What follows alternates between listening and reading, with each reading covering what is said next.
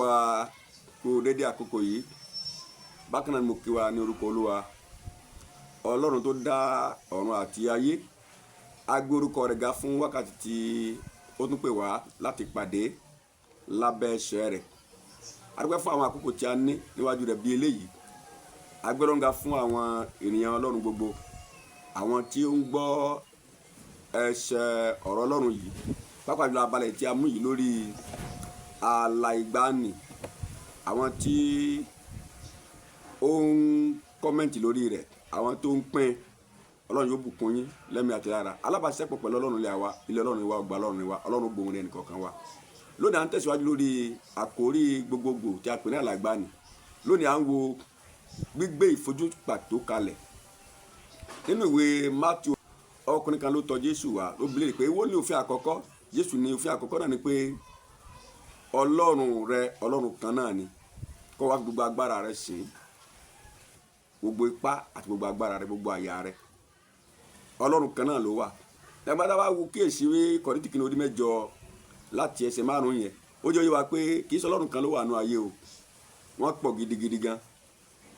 Ọlọ́run kan ń bẹ nísàlẹ̀ ilẹ̀, àwọn Ọlọ́run kan ń bẹ nínú ayé, àwọn Ọlọ́run kan ń bẹ lójú òfurufú, àwọn kan ń bẹ nínú omi, àwọn kan gbégi kalẹ̀, àwọn kan gbéni kalẹ̀, àwọn kan ń wò nínú òṣùpá, àwọn kan ń wò nínú oòrùn, nínú àwọn tó jẹ́ ìṣẹ̀dá Ọlọ́run. Yẹ̀gbẹ́ Ọlọ́run alààyè lọ́lọ́run tó ti pa Jésù Kristi Olúwa wa wá.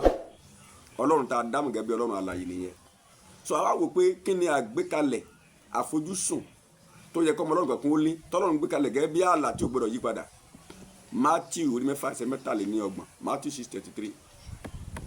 Ó ní ẹ ti kọ́ máa wá ìjọba Ọlọ́run náà àti òdodo inú rẹ̀, èyí tó bá kù ọlá àfikàn fún yín ni.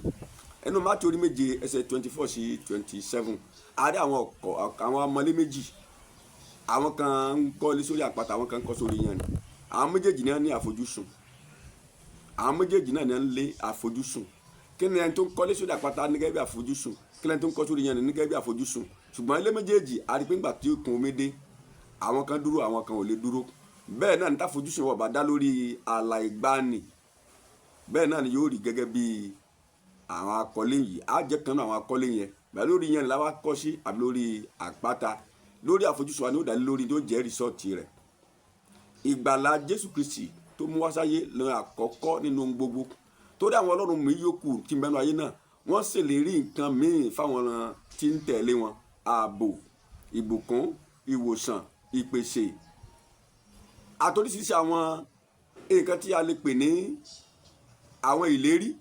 Ṣùgbọ́n tọ́lọ́run ayé yòókù ò lè fún wọn ní ìdáǹdè kúrò nínú ẹ̀ṣẹ̀ wọn. Mátíù 1:21, ó lápòrúkọ rẹ̀ Jésù, torí ni ó gbà wọn rẹ̀ kúrò nínú ẹ̀ṣẹ̀ wọn. Bí ò bá tí ì sí ìrònúpìwàdà nínú ìlépa wa, tí ò bá tí ì sí ìrònúpìwàdà, ká fi ìpìlẹ̀ ẹ̀kọ́ Kristi lẹ́ka lọ sí pé ká gbé ìpìlẹ̀ ìkẹ́kọ̀ọ́ Kristi kó jẹ́ ìgbàlà ọkàn wa kúrò nínú ẹ̀ṣẹ̀, kí yòókù wa máa tẹ̀lé wa lórí ìyẹn là ń kọ́lé sí. So nítorí náà, irú ẹni tá a lè pa ní, irú tá a lè pa jẹ́, tí àgbékalẹ̀ àbátí ìnígbàlà kúrò nínú ẹ̀ṣẹ̀, kúrò nínú òkú iṣẹ́, kúrò nínú iṣẹ́ ara, gẹ́gẹ́ bí Galatia 5:19 ti sọ, àwọn sára farahàn. Táwa tí ìbọnú àwọn nǹkan wọ̀nyẹn tá à ń kíyèsí, gẹ́gẹ́ bí ìjọ kan nínú ìwé Ìfihàn orí 3 ẹsẹ̀ 17 lọ sísàlẹ̀, wọ́n ní à ń pọ̀ sí i, mọ́tò wa ń pọ̀ sí i, ilẹ̀ wa ń pọ̀ sí i, ilé wa ń pọ̀ sí i.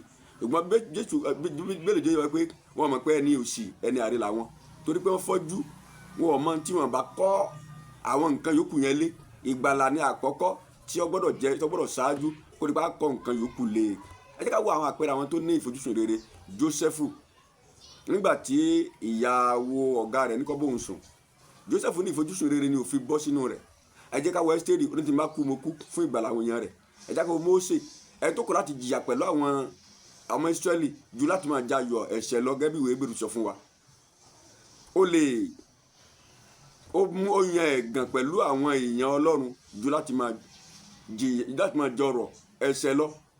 Àwọn èèyàn tí a rí gẹ́gẹ́ bí Daniel àtàwọn ọ̀rẹ́ rẹ̀, nígbà tí gbogbo ayé ń gbádùn, tí gbogbo ayé ń ṣe ọ̀tọ̀ mi, tí wọ́n ń ṣe tó wù wọ́n, tí wọ́n ń gbígbà ayé tó wù wọ́n, Daniel yára rẹ̀ sọ́tọ̀.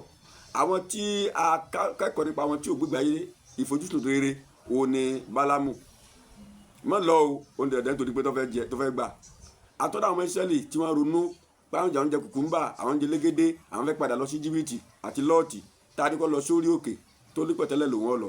Aránú Olúwa, èmi ò tí ì mọ tí àwa náà yàn gẹ́gẹ́ bí ìfojúsùn wa mọ̀ tí ì bá ṣe lórí ìgbàlà tí a ti ní ìrònúpìwàdà sípa ti Ọlọ́run àti ti Jésù Kristi àti sí tí a bá ń ṣe ìṣògo nínú wọn asán tí ó parẹ́ pẹ̀lú ayé yìí àti àwọn míì Ọlọ́run ayé mi lè fáwọn tó ń tẹ̀lé wọn tí ì ṣègbàlà Jésù Kristi àti sí ẹ ti máa wájọba Ọlọ́run náà tó dodo rẹ̀ èyí tó bá kú àfikún fún wa ni ó rọ̀ fẹ́ Kristi kó wà pẹ̀lú ẹnìkọ̀ọ̀kan wa táàtù ìpàdé ní wákàtí mi ògbọ́n yóò hàn láàyè wa lórúkọ Jésù Kristi Olúwa wa àmín.